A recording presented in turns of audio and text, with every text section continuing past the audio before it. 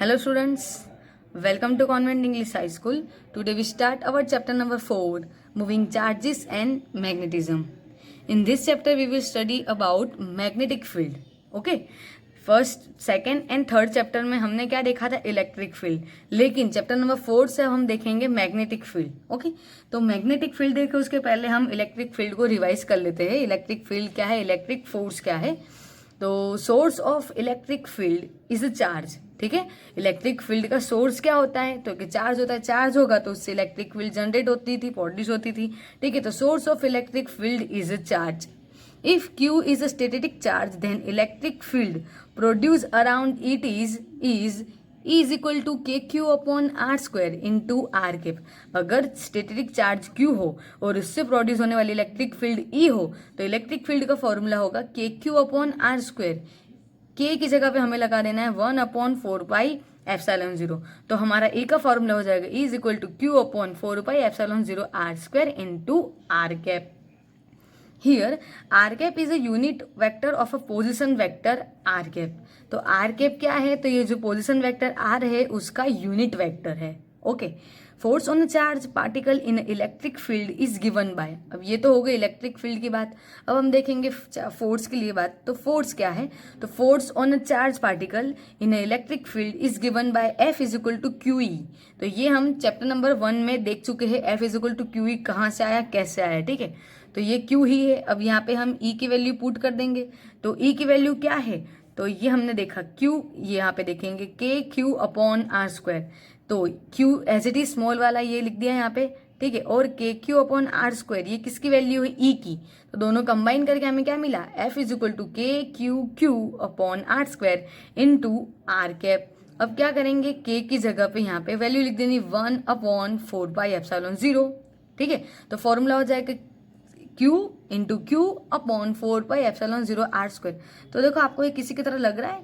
तो के 1/4πε0 की जगह पे हम समझेंगे के Q1 Q2 upon R square. क्या था वो? कूलम्स लो. कूलम्स लो से हमें क्या मिलता था? फोर्स. तो बस ये वही की वही चीज है, सिर्फ हमें एक बार रिवाइज करना है कि E क्या था, F क्या था और F का फॉर्मूला क्या था. ठीक है, In this chapter, we will assume that the field lines do not change with time. ठीक है, तो ये चैप्टर में हमें क्या एज्यूम करना है कि फील्ड लाइन है वो टाइम के साथ में चेंज नहीं होती है. If there are more charges, the electric fields add vertically. This is called the principle of superposition. अगर बहुत सारे चार्जेस हो तो उसे हम क्या करेंगे? वेक्ट्रिकली ऐड करेंगे, यानी कि उसका एडिशन करेंगे, समेशन करेंगे. तो वो जो समेशन करने की प्रोसेस उसे हम क्या कहेंगे? Principle of superposition. ओके, तो ये तो हमने आगे देखा था. जैसे कि F1 के ऊपर 2 के द्वारा, 3 के द्वारा, 4 के द्वारा, ऐसे N के द्वारा फोर्स लग रहा था.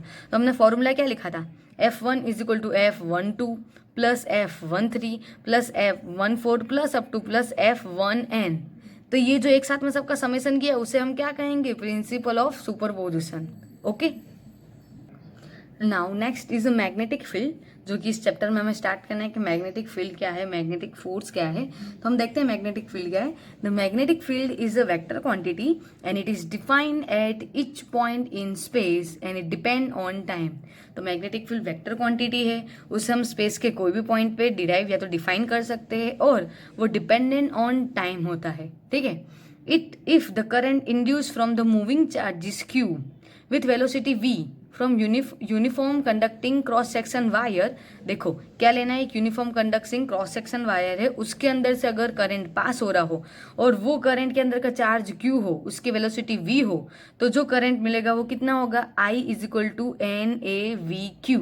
तो ये बेसिक फॉर्मूला है करंट का, तो आपको ये याद रखना है. I is equal to NAVQ. N number of the electrons, A means area, V for velocity and Q for the charge. Okay, तो फॉर्मूला क्या हो जाएगा हमारा? I is equal to NAVQ. अब उसके साथ में हम दोनों साइड मल्टीप्लाई कर देंगे DL से. DL यानी कि क्या हो जाएगा? Small length. ठीक है, जो हमारा क्रॉस सेक्शन एरिया है उसके छोटी सी लेंथ के बारे में हमें बात करना है. तो दोनों जगह मैंने क्या कर दिया? DL से मल्टीप्लाई कर दिया. अब यहाँ पे आप देखो, आपको यहाँ पे मिल रहा है आइडियल. तो here ideal is the small current carrying element in the conducting wire. तो कंडक्टिंग वायर के अंदर ये जो आइडियल है वो क्या है? स्मॉल करंट कैरिंग वायर है, एलिमेंट है. ठीक है, Now, magnetic force acting on IDL.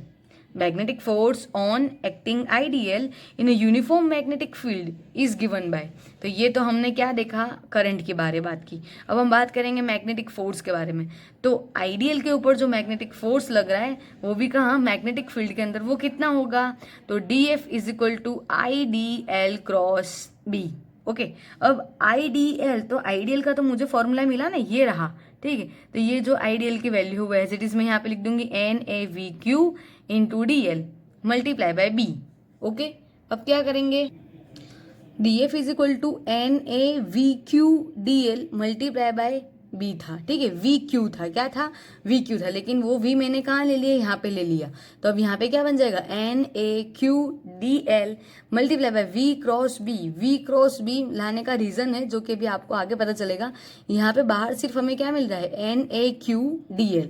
अब यहाँ पे देखना है NaDL is equal to number density of the charge in DL element. तो NaDL क्या है, तो DL एलिमेंट के अंदर का NaDL क्या है, नंबर डेंसिटी है. ठीक है, अब हमें देखना है मैग्नेटिक फोर्स.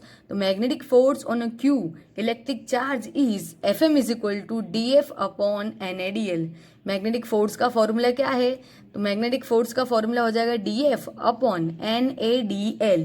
चलो DF की वैल्यू क्या है, तो ये मुझे DF की वैल्यू ये मिली. ठीक है, मैंने यहाँ पे DF की पूरी वैल्यू लिख दी. अपन में क्या है, NaDL. NaDL कैंसिल, तो क्या बचा, Q, और यहाँ पे हो रहा है V मल्टीप्लाई बाय B. तो हम यहाँ पे लिखेंगे Fm is equal to Q into V cross B. Cross का साइन हटाएंगे तो क्या हो जाएगा, साइन थीटा. तो हम यहाँ पे ये भी लिख सकते हैं Fm is equal to QVB sine theta. Equation number 2. ठीक है, ये इक्वेशन नंबर 1 और ये इक्वेशन नंबर 2. तो आपको ये वाला इक्वेशन याद रखना है, क्या, मैग्नेटिक फोर्स कितना होता है, QVB साइन थीटा, या तो फिर Q into V cross B sine theta. Sorry, cross बोल रहे हो तो आपको साइन थीटा नहीं बोलना है, तो या बोलो Q into V cross B, otherwise QVB sine theta. Okay, ये आपका मैग्नेटिक फोर्स का फॉर्मूला होगा. चलो, अब अगर हमें ये आ रहा है तो उसी के ऊपर से हमें क्वेश्चन नंबर कुछ इस तरह से पूछ सकते हैं, give definition of magnetic field and give its unit. Magnetic field क्या है और उसके ऐसा यूनिट क्या है. चलो, तो magnetic field of force on electric charge in magnetic field is given by. हम इलेक्ट्रिक फील्ड का भी हमने देखा था, तो क्या था, force acting on a charge. क्या था, force acting on a charge E is equal to F by Q था कि नहीं. बस उसी तरह से मैग्नेटिक फील्ड भी मुझे क्या मिलेगी, F by Q. Force on क्या हो जाएगा, फोर्स ऑन इलेक्ट्रिक चार्ज था पहले, लेकिन अब कौन सा हो जाएगा, मैग्नेटिक चार्ज. चलो, तो इसी तरह से हम यहाँ पे लिखेंगे magnitude of force on acting electric charge in magnetic field is given by F is equal to BQV sine theta. जो मैग्नेटिक और फोर्स की बात कर रहे हैं, फोर्स हमें कितना मिला था, F is equal to QVB sine theta. मिला है कि नहीं. ठीक है, तो ये QVB है, यहाँ पे BQV है. आप दोनों में से जो चाहे वो लिख सकते हो, ऑर्डर चेंज करेंगे तो कोई प्रॉब्लम नहीं है. QVB लिखना हो तो QVB, BQV लिखना हो तो BQV. ठीक है, तो F is equal to BQV sine theta. मुझे क्या चाहिए हमें, मैग्नेटिक फील्ड यानी कि B. तो मैग्नेटिक फील्ड चाहिए, तो ये जो QV साइन थीटा है मल्टीप्लाई में इक्वल टू किस साइड जाएगा, तो क्या हो जाएगा, डिवाइड में. तो B is equal to F upon QV sine theta. ठीक है, अब ये जो B is equal to F upon QV sine theta है उसका हमें क्या देखना होगा, ऐसा यूनिट देखना होगा. तो ऐसा unit of the B is F का क्या हो जाएगा, न्यूटन. फिर ये जो Q है उसका क्या होगा, तो Q का क्या होता है, तो कि कूलम इंटू मीटर. ठीक है, कूलम इंटू मीटर. फिर उसके बाद में V का क्या होगा, तो कि मीटर पर सेकेंड. एक मिनट, यहाँ पे देखो F का क्या हो जाएगा, न्यूटन. ठीक है, फिर Q यानी कि चार्ज, तो चार्ज का तो क्या होता है, कूलम. V का क्या होगा, मीटर पर सेकेंड. तो उनको मिलाएंगे तो हम दोनों का सॉल्यूशन लाएंगे तो हमें मिलेगा एम्पियर इंटू मीटर. तो newton upon ampere into metre, otherwise हम कह सकते हैं टेस्ला. ठीक है, तो ऐसा unit of the B is newton upon ampere into metre और टेस्ला. तो देखो, जो मैंने आप लोगों को बोला वो मैंने यहाँ पे एक्सप्लेन करके रखा हुआ है. ऐसा unit of the B is F is equal to QVB sine theta. अब F यानी न्यूटन, Q यानी क्या हो जाएगा, कूलम्ब, V यानी क्या होगा, मीटर पर सेकेंड. साइन थीटा का तो कुछ होता ही नहीं है. मीटर पर सेकेंड की जगह पे मैं C अपॉन S ले लूँ. C अपॉन S ले लेंगे और M साइड में रखेंगे. तो C अपॉन S यानी कि Q अपॉन T. तो Q बाई T मुझे क्या मिलता है, I, और आई का क्या होता है ऐसा यूनिट एम्पियर। तो इस तरह से हमें मिलेगा newton upon ampere into metre या तो फिर टेस्ला। ठीक है, tesla is denoted by capital T and remember that 1 Gauss is equal to 10 raised to minus 4 Tesla. 1 Gauss is equal to 10 raised to minus 4 Tesla. Gauss is the smaller unit of the magnetic field. तो आपको याद रखना है 1 Gauss is equal to क्या होगा 10 raised to minus 4 Tesla. ये Tesla क्या है तो वो तो हमें पता है मैग्नेटिक फील्ड का ऐसा यूनिट है। तो फिर ये गॉस क्या है तो Gauss is the smaller unit of magnetic field. जैसे कि मीटर का स्मॉलर यूनिट कैसा होता है सेंटीमीटर, मिलीमीटर, माइक्रोमीटर, उसी तरह से मैग्नेटिक फील्ड का स्मॉलर यूनिट है gauss. Okay, next question is what is Lorentz force. ये काफ़ी ही बार पूछा गया है और आगे भी पूछा जा सकता है, तो उसे हम ध्यान से देखेंगे। What is Lorentz force, right an expression for it. Lorentz force आप याद रखो, उसके पहले मैं आपको एक हिंट दे दूं कि लोरेंट्ज फोर्स यानी कि क्या मैग्नेटिक फील्ड और इलेक्ट्रिक फील्ड दोनों के जो फोर्स होते हैं उनको हम कंबाइन करें तो मुझे मिलता है लोरेंट्ज फोर्स। कौन से force, electric force and magnetic force, दोनों फोर्स को अगर हम कंबाइन करेंगे तो मुझे मिल जाएगा लोरेंट्ज फोर्स। ओके चलो, the total force experience by a charge particle moving in a region where both the electric and magnetic fields are present. ठीक है ना, क्या कहा है, कहाँ आपको फोर्स एक्सपीरियंस होना चाहिए तो ऐसी रीजन में जहाँ पे इलेक्ट्रिक और मैग्नेटिक फील्ड दोनों ही प्रेजेंट हो, तो वो जो फोर्स आपको मिलेगा उसे हम कहेंगे Lorentz force. A charge Q in an electric field E experience the electric force F E is equal to QE। क्या कह रहे हैं, अगर इलेक्ट्रिक फील्ड E हो, उसके अंदर का चार्ज Q हो, तो पार्टिकल के ऊपर जो फोर्स लग रहा है वो कितना होगा, F is equal to QE जितना, क्योंकि हमारा इलेक्ट्रिक फोर्स का formula F is equal to QE, लेकिन E फॉर इलेक्ट्रिक फील्ड यहाँ पे दिखाया है। ठीक है, चलो आगे देखेंगे। ये तो इलेक्ट्रिक फील्ड की बात हुई। Magnetic field, a magnetic force experience by the charge Q moving with velocity V in magnetic field B is given by Fm is equal to Q into V cross B। क्या कहा है, एक charge particle हो, उसका charge कितना हो, Q हो, velocity V हो और मैग्नेटिक फील्ड B के अंदर हो, तो उसके ऊपर का फोर्स कितना होगा, Q into V cross B जितना होगा। तो ये मुझे मिला इलेक्ट्रिक फोर्स और ये मुझे मिला मैग्नेटिक फोर्स, और दोनों फोर्स को कंबाइन करेंगे तो हमें क्या मिलेगा, Lorentz force. Now total experience by the charge due to the both is F is equal to Fe plus Fm। Fe means electric field and Fm means magnetic field. Fe का formula क्या है QE, Fm का क्या है Q into V cross B। अब ये दोनों में से क्या कॉमन होगा, Q, तो यहाँ पे से क्या बचेगा E और यहाँ से क्या बचेगा V क्रॉस B। तो ये जो F का फॉर्मूला हमें मिला F is equal to Q into E plus V cross B, this is the equation of Lorentz force. Okay, तो इसे हम दे देंगे equation number 3, this force is known as Lorentz force. वापस से हम देखेंगे लोरेंट्ज फोर्स यानी क्या था, इलेक्ट्रिक फोर्स मैग्नेटिक फोर्स का कंबाइन।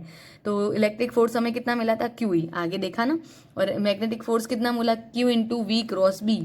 दोनों में से क्या कॉमन आएगा, Q बाहर निकाल दो, तो क्या बचेगा, E plus V cross B। Equation number 3, this force is known as Lorentz force. ठीक है ना, अब आपको लोरेंट्ज फोर्स आता होगा तो आपको एग्जाम्पल 4.2 एकदम इजीली आएगा। ठीक है, तो चलो देखते हैं एग्जाम्पल 4.2 क्या है।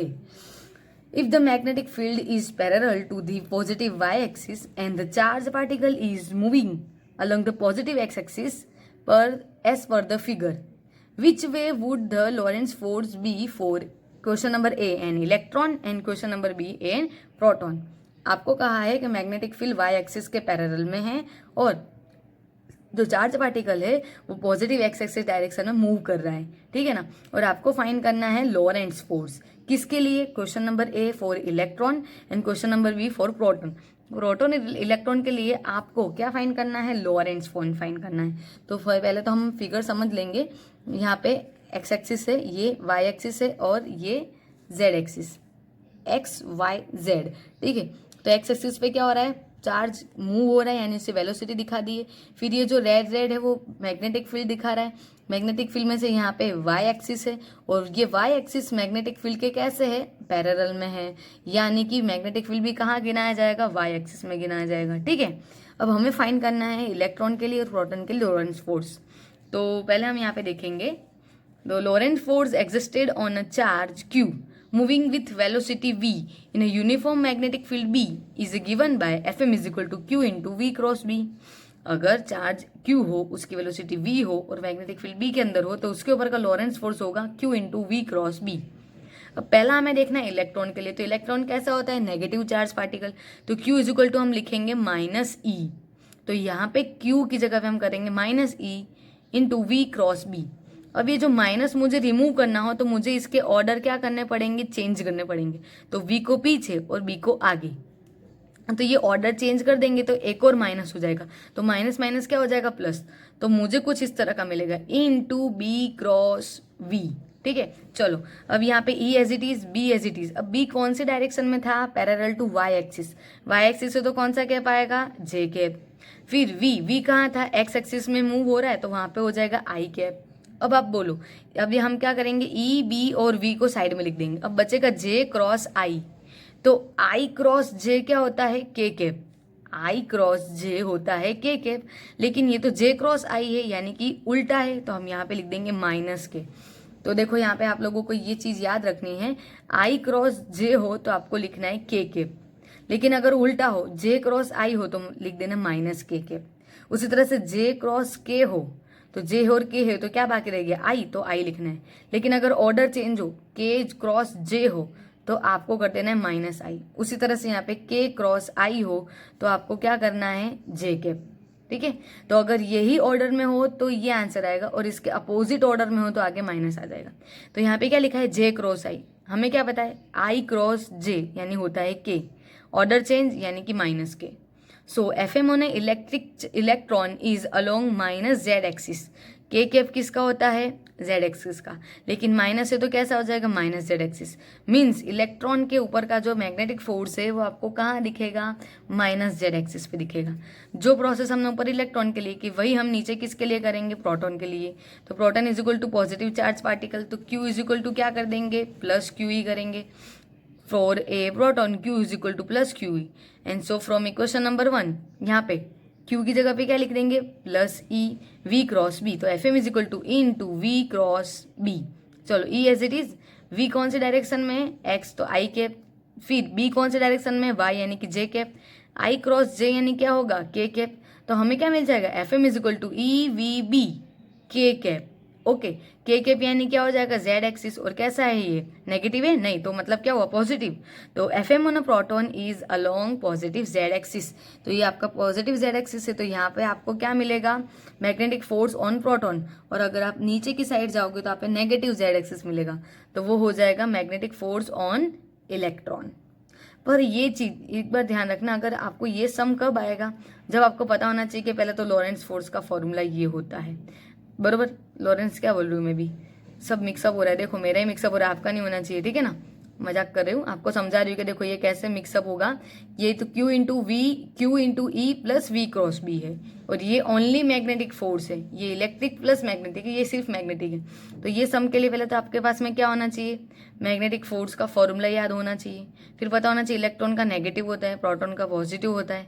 देन दूसरी चीज ये जो I cross J, J cross K और K क्रॉस I, ये भी आपको पता होना चाहिए, तो ही आपको ये न्यूमेरिकल आएगा, अदरवाइज नहीं आएगा। ओके, तो आप लोगों को ये अच्छे से समझ के लर्न करके अपने नोटबुक में लिखना है। ओके।